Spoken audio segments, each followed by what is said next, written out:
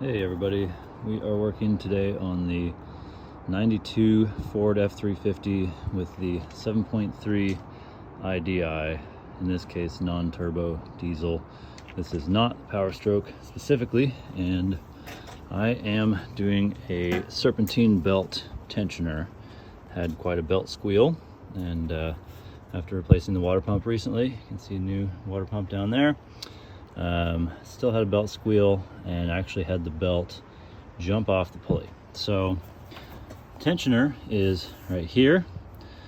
The idler pulley is right there. The tensioner is held on right in there by a Torx T50 screw. So Torx T50 right there. In this case 3/8 drive. That seems to reach okay. It helps to have the serpentine belt tool here. However, any 15mm socket on a breaker bar will do the trick for that. So I started by loosening, after taking the serpentine belt off, started taking the tensioner itself off. Let's see if we can get this to focus in there. This idler pulley actually overlaps the body of the tensioner. So your same Torx T50 will actually go in there and pull that idler pulley off. So I've got everything loose right now. Looks like I might need a new idler pulley, so I will stop filming for a minute and pull that out. Okay, so I have the idler pulley out. It's a little chipped here, so the bearing you can see is kind of not quite centered.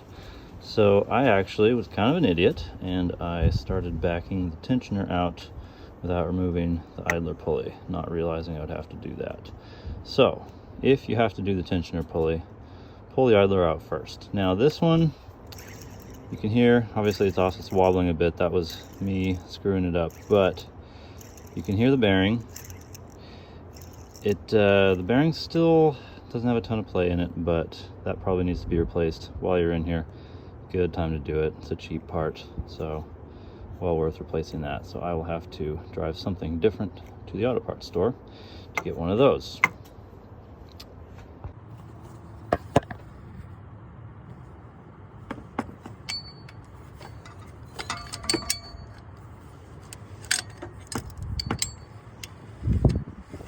Kind of hard to see in there, so you just kind of get a little bit at a time with the ratchet. It's frustratingly slow, but nature of the beast there.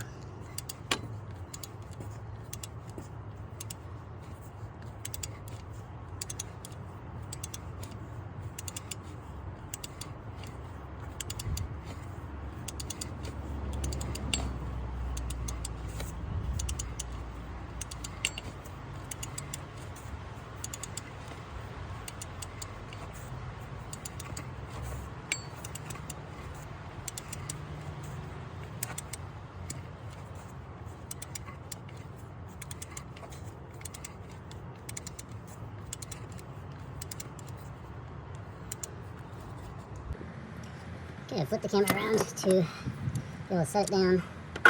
So right now we're looking at the radiator. So I'm just going to finish loosening this just by hand, with the hand on the socket there. It's pretty loose. Get the rest of that unscrewed.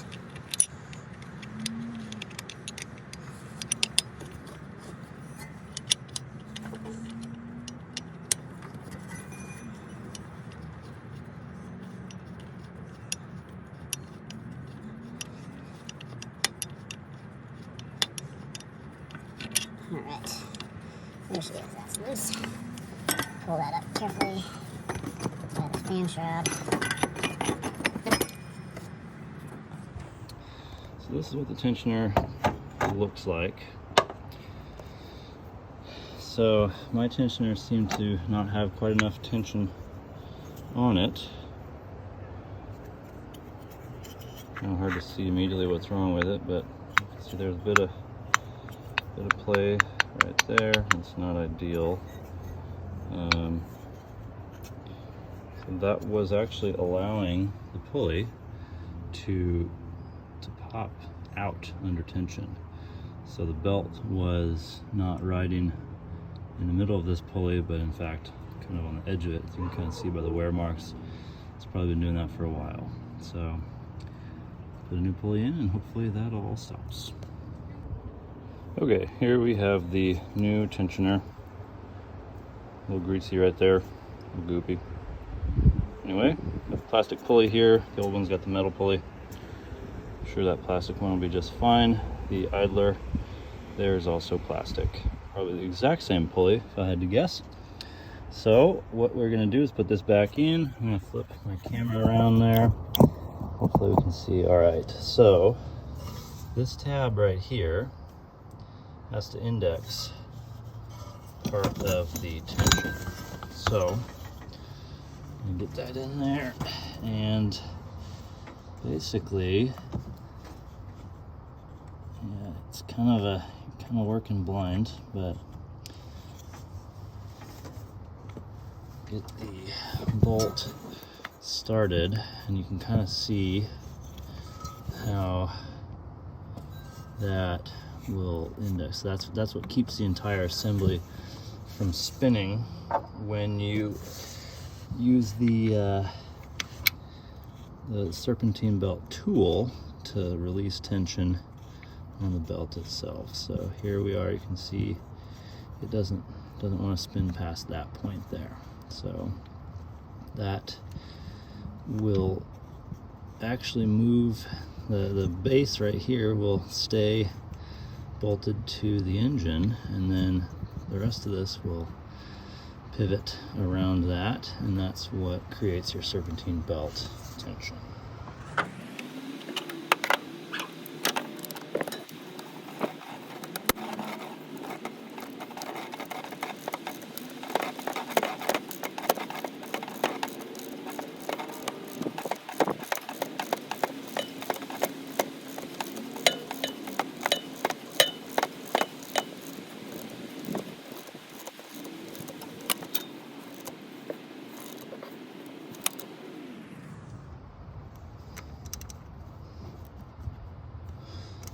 Okay, tensioner is installed, and there it is, flipped around looking at it from the front, kind of buried down in there. So that's how you install a new tensioner. Now before I button this thing back up, right there, I need to put the idler back on, and I have to go get a new idler. So I will continue this video once I have that part in hand.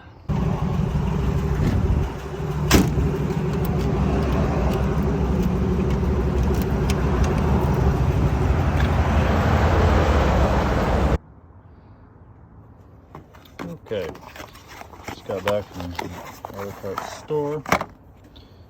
Here is the new pulley. Had the option to go with the plastic one like that. Chose the metal one because metal better than plastic. Who knows if that was the right call? That's what I did. So here we are. This bolt, probably clean that up a bit, and that will go in like that. So I'm gonna go clean that up, be right back. And with the magic of a wire brush, it's a little bit cleaner. Doesn't have to be perfect.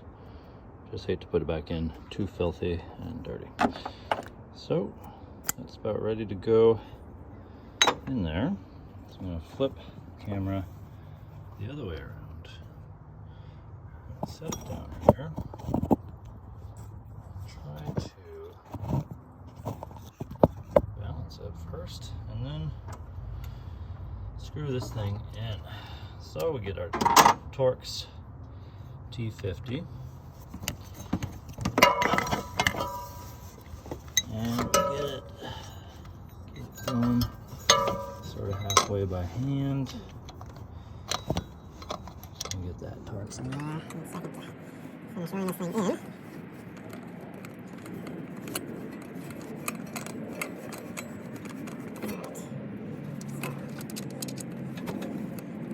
It's really pretty simple to do. It's just kind of tough with the hands in there at odd angles.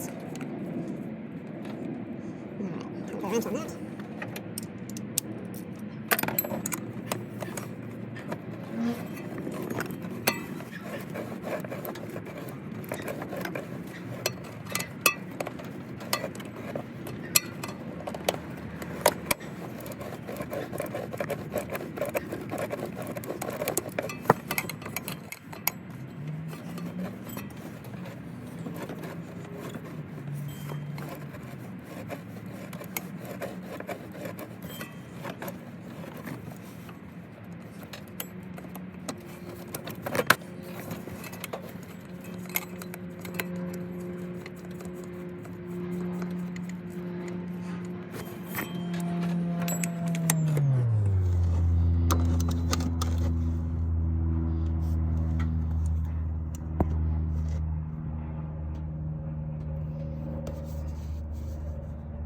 Okay, and now it's tight there.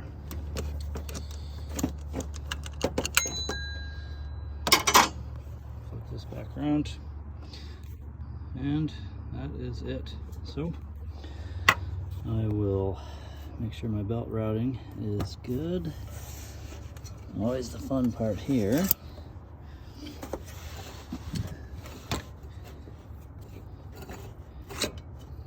For this, you know what, I'm gonna have to set the camera down, but I'll refer to belt routing diagram. Put that in focus there. So anyway, stop filming for a second. I will demonstrate the serpentine belt tool next. Okay, I have chosen to get the belt fully routed, backside of the belt over the idler and the tensioner. Got it on everywhere except right here, the vacuum pump. So what I'm going to do is put my serpentine belt tool on with one hand. I can pull it off. And then basically push down that way. That releases tension, and I'll use that to get the belt somehow with one hand under my vacuum pump pulley here.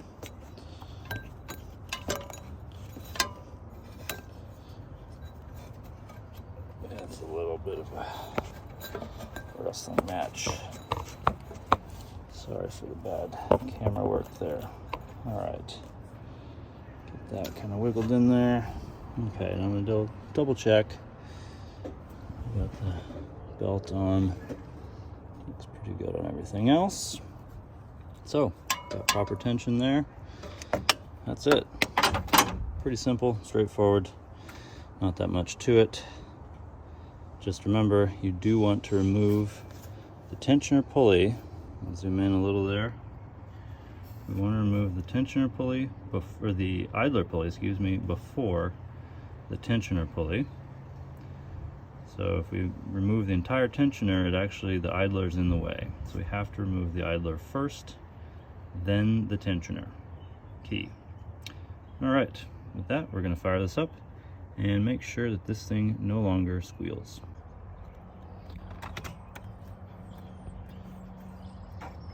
So my wait to start light doesn't work, so I watch my voltmeter. It's reading wherever it's reading there, relatively low.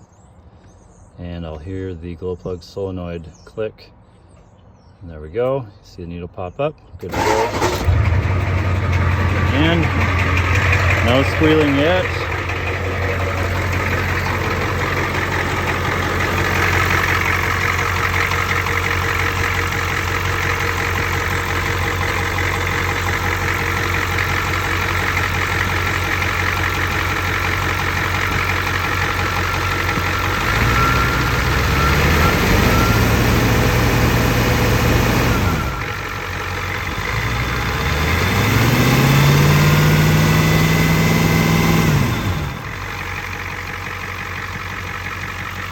So I used to get quite a bit of slop right there in the belt when I would rev it and back off of it. And you can see there the belt maintained tension.